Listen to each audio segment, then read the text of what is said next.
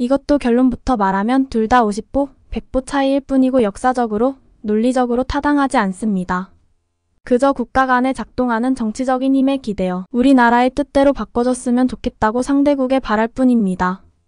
그러니 동해나 한국해의 단독 표기는 굉장히 어려운 일이 됩니다. 한국과의 관계를 중시하는 나라들은 대부분 일본과의 관계도 중시하니까요. 때문에 최선의 목표조차 동해, 한국해와 일본해의 병기에 머무를 수밖에 없습니다. 우리는 동해로 표기하라는 이유로 유라시아 대륙의 동쪽의 바다이니 동해가 맞다는 논리를 펴고 있습니다. 유럽의 북쪽 바다 이름인 북해와 비슷하게 대륙의 동쪽에 있으니 보다 동해가 적합하지 않느냐는 겁니다. 하지만 바다의 명칭은 대개 18세기 무렵 네덜란드 등 유럽에서 발행한 지도를 따른 것입니다. 이 지도에서 북해라고 표기했다면 지금 북해가 공식 명칭이 되어 있고 일본해라고 표기했다면 일본해가 공식 명칭이 되어 있는 경우가 많습니다. 이 연원과 결과는 역사적 발전 과정의 산물입니다. 이를 부인하는 것은 21세기인 현재도 서구 우위의 시대라는 점을 감안해 보건대 동해나 한국해 모두 일본해를 완전히 대체동해, 한국해 단독 표기하고자 하는 시도는 일본이 수수방관한다는 가정하에도 자신들의 인근 지역이 아님에도 불구하고 많은 국가들에서 저항에 부딪힐 겁니다. 자신들의 역사기술의 원칙을 거스르는 일이 되니까요.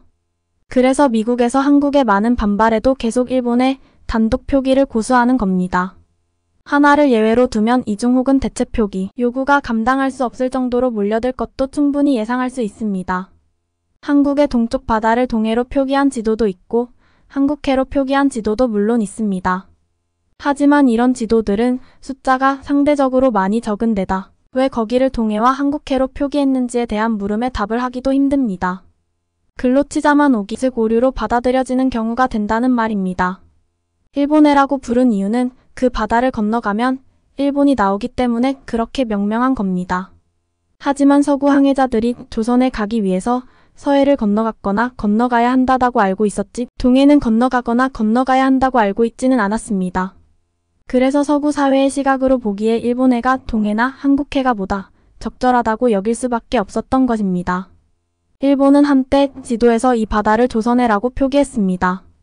일본해를 열도의 동쪽에 두고 서쪽은 조선해로 부른 이유는 설명했다시피 그 바다가 일본의 수도로 가는 경로냐 아니냐는 것이 되니 동경이 위치한 바다를 일본해라고 부르는 것이 어쩌면 자연스러운 것이라는 생각이 듭니다. 그때 동서 양쪽을 모두 일본해로 부를 수는 없으니 서쪽은 조선으로 가는 바다, 즉 조선해로 명명한 겁니다. 하지만 이런 시도는 오래 갈 수 없습니다. 세계의 많은 국가들이 따르는 표준 지도라는 게 있는데 이를 거부하고 자신들만이 따로 다른 이름으로 불러봐야 다른 나라들이 동조할 리 없습니다. 그래서 일본에서 서쪽을 조선해로, 동쪽을 일본해로 불렀던 지도가 더 이상 나오지 않게 된 이유로 생각됩니다. 이런 점들로 밀어볼 때 우리가 동해나 한국해로 표기해야 한다고 주장해 봐야 한계가 분명할 것이라는 사실을 생각할 수 있습니다. 지도의 역사적 발전 과정을 중요시하는 다른 국가들에서는 원칙적으로 동해, 단독 표기를 허용하지 않을 것이라는 점과 일본과의 국가 관계 때문에 현실적으로 더욱 어려울 것이라는 점입니다.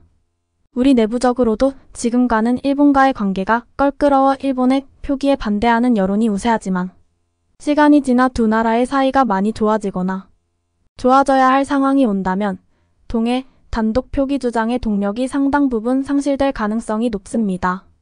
또 국제적인 교류를 중시해야 할 상황에서도 동해가 일본해 뒤에 병기된 지도를 펼쳐놓는 것 정도밖에는 진척을 이루기 힘들 겁니다.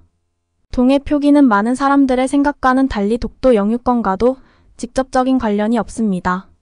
그렇다면 아마 지금 온 나라가 관심을 기울이는 동해나 한국해 표기 주장은 한 시대에 유행했던 정치적 경향성의 반영일 뿐 역사적 정통성도 없고 지속성도 기대할 수 없는 한낱국가적, 국민적인 피해의식 식민 지배의 발로에 지나지 않는 사건으로 평가될 겁니다. 미래는 아무도 예단할 수 없는 것이지만 그 과정에서 최종 결과를 예상하는 일은 꾸준히 해야 할 필요가 있습니다. 그래야 잘못된 의사결정이었다고 판단될 때 이를 도중에 수정할 수 있기 때문입니다. 일부 정치인들이 지역 감정을 이용해 자신의 이익을 추구해 국민들이 많은 피해를 보아온 것에서 알 수 있듯이 이 이슈에 대해 일부 정치인과 정부, 어용학자, 언론, 시민단체 등이 일본에 대한 국민 감정을 이용해 사익을 추구하는 행동들을 더 이상 허용해서는 안 될 것입니다.